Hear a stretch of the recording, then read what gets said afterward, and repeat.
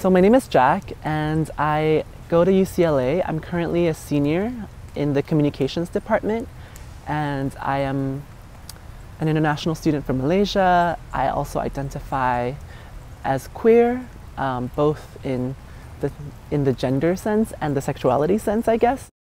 I don't know if there was like a specific moment. I would say that I was like, I need help, but it really was when I was younger, when I was 14 or 15 and I was really struggling with my sexuality, that, you know, I felt suicidal. I couldn't stop thinking about killing myself, and, you know, I felt like there was no happiness for me in this life. I couldn't move forward. That was when, you know, I kind of thought about it in the sense that I could, you know, stay in this mind space for, you know, the rest of my life, however long or short that might have been, or I could reach out to people who are open and who have been through it. And that's really when most of my, like, in terms of getting help, most of my experience there was the internet, because it was very anonymous.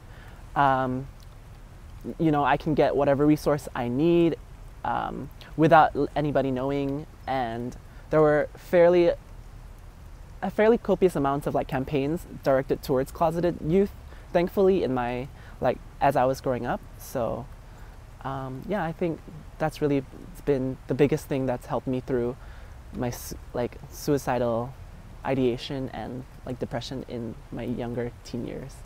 From what I've seen in like my peers from California, it does seem like there is a general culture of widespread acceptance. So it isn't as taboo as it is in Malaysia. It is I would say it is a little bit harder in Malaysia just because of the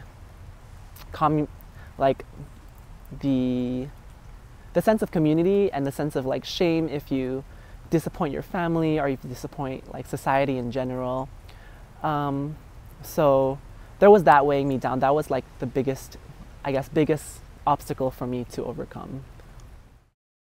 Part of going through that struggle and part of going through what I've gone through in terms of like my mental health and suicidality was that it gave me a lot of understanding and strength in the form of empathy and understanding to other folks who are going through similar situations, because I feel like there really isn't one thing that you can say or one thing that you can do to prevent these kinds of feelings or going through this experience, because it really is, in a way, it's a very universal experience of feeling isolated or being ostracized, right?